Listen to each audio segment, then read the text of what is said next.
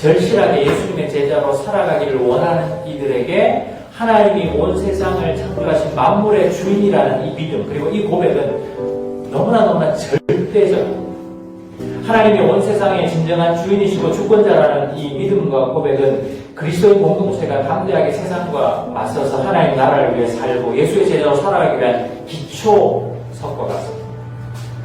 하나님이 온 세상의 유일한 주권자이시기 때문에 우리는 기도합니다.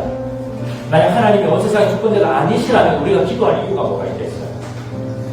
하나님께서 모든 상황을 주관하심을 우리가 믿기 때문에, 삶의 한 자락도 하나님의 주권이 미치지 못한 영역이 없기 때문에 우리는 기도하는 것이죠. 또 사도들은 하나님께서 말씀으로 예언하신 것을 이루시는 분으로 또한 믿고 고백합니다. 그러니까 하나님은 이미 구약 성경에서 세상의 권력자들이 하나님과 그리스도이신 예수님을 대적할 것이라고 예언하셨어요. 그리고 그 예언의 말씀은 실제로 이루어졌고 예수님은 십자가에 달려 돌아가셨습니다.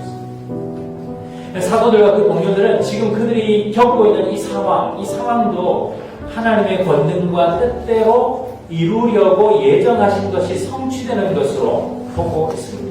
28절에 보시면 하나님의 권능과 뜻대로 이루려고 예정하신 그것을 행하려고 이성해 보이는, 그러니까 세상의 권력자들이 오히려 예수님을 십자가에 못 박고 하나님을 반대하고 하나님을 부인하는 행보를 걸었음에도 불구하고 놀랍게도 그들이 하나님을 이겼다고 생각했고 그들이 승리했다고 생각했지만 놀랍게도 그게 뭐예요? 오히려 하나님의 권능과 뜻대로 이루려고 예정하신 그것을 행하는, 즉 그것을 이루는 행동이 되어버렸다는 거죠.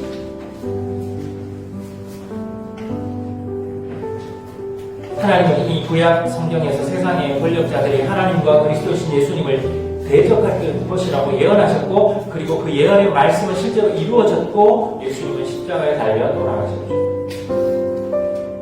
지금 사도들과 그 동료들이 겪고 있는 이 상황도 하나님의 권능과 뜻대로 이루려고 예정하신 것이 성취된 것으로 그들은 보았다는 겁니다. 세상의 권력자들이 자신을 위협하고 방해해도 결국 이 모든 것은 하나님의 예정하신 뜻이 이루어지는 과정이고 그 현장이라는 것입니다. 하나님께서 이 모든 상황을 통제하시고 그분 자신의 뜻을 어떤 방해에도 불구하고 이루어 가시는 것이고, 오히려 그 어려움과 고난의 현장이 우리는 아닌 줄 알았는데 하나님의 뜻이 이루어지는 현장으로 변화되어 있더라는 겁니다. 그래서 오늘 제 설교 제목처럼 하나님께 뜻밖의 일은 일어나지 않아요. 하나님은 우리에게 하나님 그분 자신도 어쩔 수 없는, 하나님도 예상치 못한 일이 일어났다고 우리에게 변명하지 않으십니다. 왜냐하면 하나님은 결국 그분의 예정하신 뜻을 그분의 능력으로 다 이루시기 때문에 그래요. 여러분, 우리가 우리의 상황과 우리의 삶을 바라보면서 이 사실을 기억하는 것이 굉장히 중요합니다. 여러분, 하나님은 반드시 그분의 뜻을 이루십니다. 하나님은 그분의 능력으로 그분이 예언하시고 그분이 이루고자 하시는 일을 반드시 이루어 가십니다. 그런데 우리는 어때요? 우리는 우리의 상황과 현실을 보면서 이게 하나님 뜻이 맞나? 이게 하나님이 정말 주권자로 다스리시는 게 맞나? 우리 이건 아닌 것 같아. 반대로 가는 것 같아. 라는 그런 생각과 그런 느낌이 드는 일들이 참 많이 있기 때문에 우리가 우왕좌왕하고 안절부절합니다. 정말 하나님 살아계신 게 맞아? 하나님이 이렇게 하시려는 게 맞아? 라고 우리는 생각합니다. 여러분, 그 예수님 당시에 제자들의 눈도 그렇지 않았겠어요? 제자들이 자기 스승인 예수님이 비참하게 십자가에 달려 죽어가는 그 현장을 보면서 그들이 얼마나 실망했겠어요. 예수님을 메시아라고 3년이나 따라다니고 뭔가 그 하나님 나라의 꿈을 이룰 수 있을 것이라고 생각했는데 그들이 처한 현실은 뭡니까? 자기의 스승이 그냥 십자가에 달려 그냥 허무하게 죽은 것처럼 보였다는 거예요. 여러분, 우리가 구약 성경의 많은 그 선지서들을 보면 이스라엘 백성이 어떻게 됩니까? 바벨론에 잡혀갑니다. 포로로 잡혀갑니다. 그러니까 우리는 이스라엘 백성 잡혀갔구나 이렇게 생각하지만 하나님의 백성이라고 그들 스스로 정체성을 가지고 있는 하나님 어떤 분이 온 세상의 만왕의 왕이시잖아요. 어떤 지역신이 아니라 온 세상을 다스리시는 정말 창조주시잖아요. 그런데 그 창조주 하나님의 백성들이 지금 어떻게 됐다고요? 바벨론 포로로 끌려가는 거예요. 근데 그때 당시에 어떤 생각이 있어요? 신들은 그 고대 근동사회에서 신들은 각자 영역이 있다고 생각했습니다.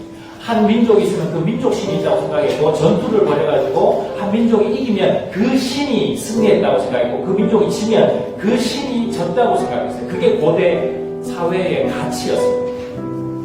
그래서 여러분 우리가 다윗과 골리앗 싸움에서도 1대1로 맞잡혀서 어느 신이 더 위대한가 보자 그러고 싸우는 겁니다. 그래서 이스라엘이 이기면 하나님 위대한 거고 블레셋이 이기면 블레셋 신이 위대하다 이런 식으로 생각을 한 거예요. 그럼 생각해보세요. 이스라엘 백성들은 아니다. 하나님은 온 우주의 왕이시고 만왕의 왕이시다라는 온 천지를 창조하신 여호와시다. 여호와는 유일신이라는 겁니다. 그런데 어떤 일이 벌어집니까? 이스라엘 백성들이 다른 나라의 포로로 잡혀갑니다. 이게 해석이 안 되는 거예요. 이해가 안 되는 거예요. 하나님이 온 세상의 왕이시고 하나님이 제일 속된 말로 센 분인데 어떻게 하나님의 백성들인 우리가 이렇게 포로로 잡혀갈 수 있지? 전쟁에서 질 수 있지? 어떻게 다른 사람의 속국이 될 수 있지? 그래서 그런 고민의 흔적들이 예레미야나 이사야나 모든 선지자들에게 다 나옵니다.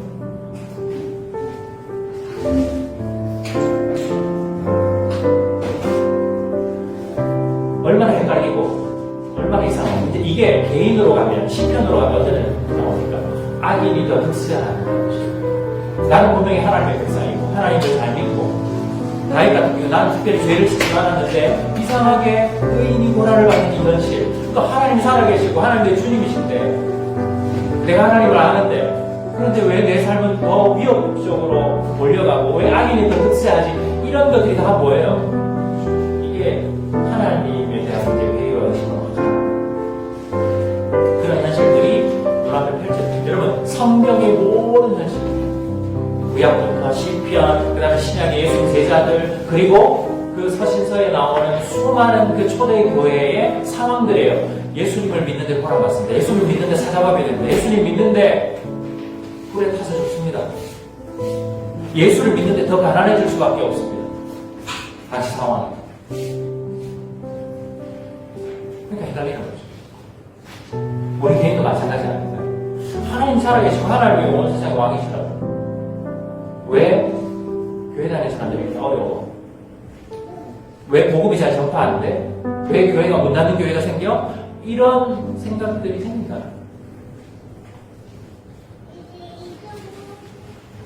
그래서 우리 인생은 하나님도 당황하셨겠는데 이거 하나님도 예상치 못한 건 아니야? 그런 생각을 우리가 할 수도 있다. 우리가 성경이 돼 있습니다. 그래서 우리가 성경을 묵상해야 되는 거거든요. 우리가 그냥 현실만 보면 우리의 육신의 눈으로 지금 벌어지는 상황들만 놓고 보면 그런 의심이 들 수도 있습니다. 그러나 성경을 묵상해 보면 하나님은 일해오고 계시고 하나님은 천지를 창조하신 그 하나님은 인간의 죄와 반역이 위해 아브라함을 부르시고 장구한 수천 년의 인간의 역사 속에 그 시간 속에 하나님이 찾아오시고 임재하셔서 끊임없이 지금도 하나님 나라의 그 뜻을 꾸준하게 이어오고 계시고 이루어가고 계시고 그 절정이 예수 그리스도의 오심과 죽으심과 부활과 승천이시고 그 이후에 계속적으로 하나님은 그분의 나라를 이루어가고 계신다라는 것이 성경의 역사입니다. 그것을 우리가 믿음으로 바라보고 그것을 말씀을 통해서 해석하고 바라보는 것이 필요하다는 것입니다. 그래서 사도들은 어떻게 합니까? 지금 그들의 상황을 하나님의 말씀 안에서 해석하면서 바라보고 있는 거예요. 세상의 악한 권세들이 날뛰고 하나님의 역사를 방해하는 듯이 보일 때가 많지만 그것마저도 뭐예요? 그것마저도 하나님은 그분 자신의 뜻을 이루는 데 사용하실 수 있다는 것이고 이미 그것마저도 하나님은 말씀을 통해서 예언해 놓으셨다는 거예요. 이것이 당시 교회 공동체에 그들이 믿음을 가지고 있었던 교회 공동체에 얼마나 큰 위로와 힘을 주었을까요? 우리가 자꾸 이제 삶이 참 회의가 찾아오고 무너지는 하나님을 언제 신뢰하지 못한 이유 중에 하나는 자꾸 우리 식대로 하나님을 믿는 겁니다. 우리 식대로. 우리 식이 뭐예요? 일반 세상에 다른 사람들이 섬기는 우상들과 세상의 신들처럼 싹싹 빌고 재물 바치고 뭔가 적당히 제사를 지내주면 그 화답으로 신이 우리한테 복을 줘야 된다는 이 사상. 내가 하나님을 섬기는 것이 아니라 하나님을 이용해서 나의 어떤 특정한 요구를 관철시키겠다는 그 사상, 그 세속적인 어떤 철학들, 그런 가치관들이 우리 속에 우리가 자고 태어나서 자라면서 이 어쩔 수 없이 우리 속에 계속 주입된 이 가치관들이 우리 속에 계속 우리를 괴롭히고 있는 거죠. 그런데 여러분, 성경은 뭐라고 얘기합니까? 하나님의 나라에 들어가려면 고난을 거쳐야 한다고 분명하게 얘기합니다. 하나님 나라에 들어가려면 우리가 고난과 어려움을 통과해야 한다고 분명히 얘기합니다. 예수님께서도 내가 가는 십자가 길은 좁은 길이고 그것은 고난의 길이고 찾는 이가 많지 않다고 분명히 말씀하셨음에도 불구하고 우리는 자꾸 어떤 생각입니까? 그래도 좀 넓어야지. 그래도 갈만해야지. 그래도 좀 뭔가 이게 있어야지. 라는 그 생각을 계속하고 있는 거예요. 계속.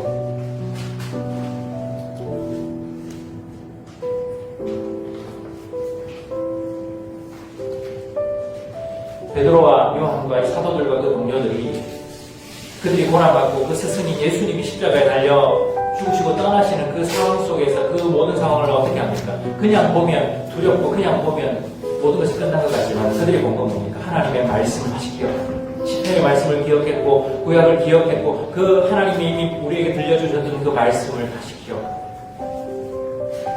여러분, 기독교는 기억의 종교. 그 기억을 통해서 우리의 시간의 차원을 뛰어넘는 거예요.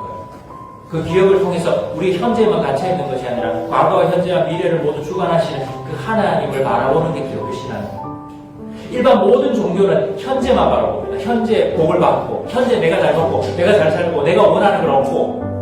그러나 기독교는 기억에 의존합니다. 기억에 의존하는 건 뭐냐면 영원한 시간을 다루는 종교입니다. 2000년, 몇천 년 전에 하나님 행하신 그 일을 기억함으로써 지금 내 삶을 해석하고 그 해석한 삶을 바탕으로 미래를 향해서 소망감을 나아가는 것이 기독교 신앙입니다. 그러니까 기독교 신앙은 과거와 현재, 미래 모두를 포함하는 것입니다. 그 기억이 어디서부터 옵니까? 하나님의 말씀에서부터 옵니다.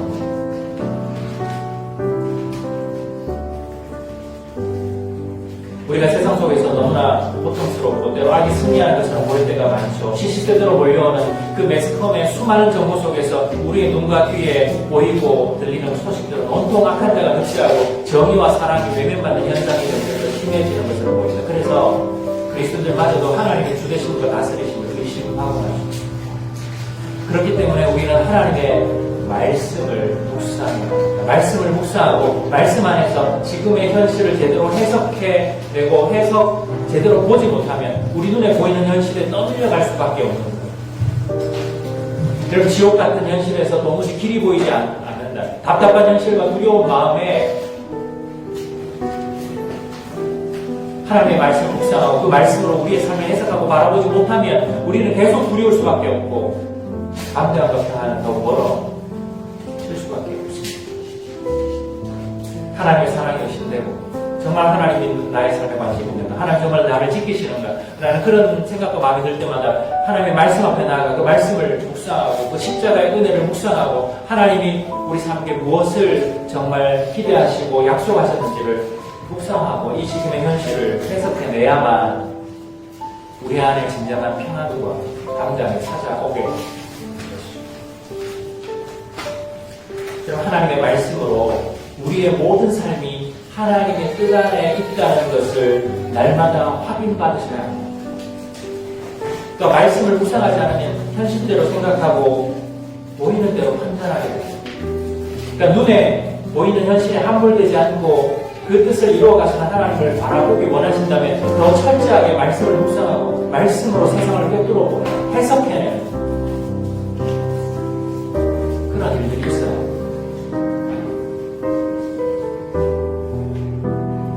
말씀보다 오늘 우리는 무엇을 통해서 세상을 해석합니까? 유튜브를 통해서, 인스타그램을 통해서, 넷플릭스를 통해서 우리 세상을 해석하죠.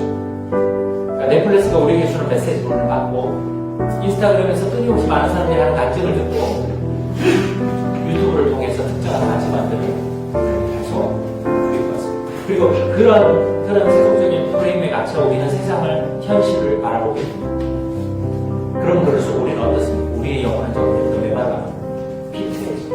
나도 모르는 사이에 유튜브가 재밌고, 아무리 재밌고, 인스타그램이 뭔가 재밌는 것 같고, 넷플릭스가 더 익사이팅한 것 같지만, 그런 것들이 우리의 영혼이 잠식당할 때, 우리의 영혼 어떤 영혼은 점점 피폐해져. 메마라져요. 바짝바짝 말라요. 그러니까 여러분들이 매일매일 삶을 사시면서 유튜브를 보시지 말라거나 인스타그램 하지 말라거나 넷플릭스를 보면 안 된다는 게 아니라 여러분이 이런 것들을 보시면서도 이 세상을 제대로 바라보기 위해서 하나님의 말씀을 얼마나 묵상하고 있는지,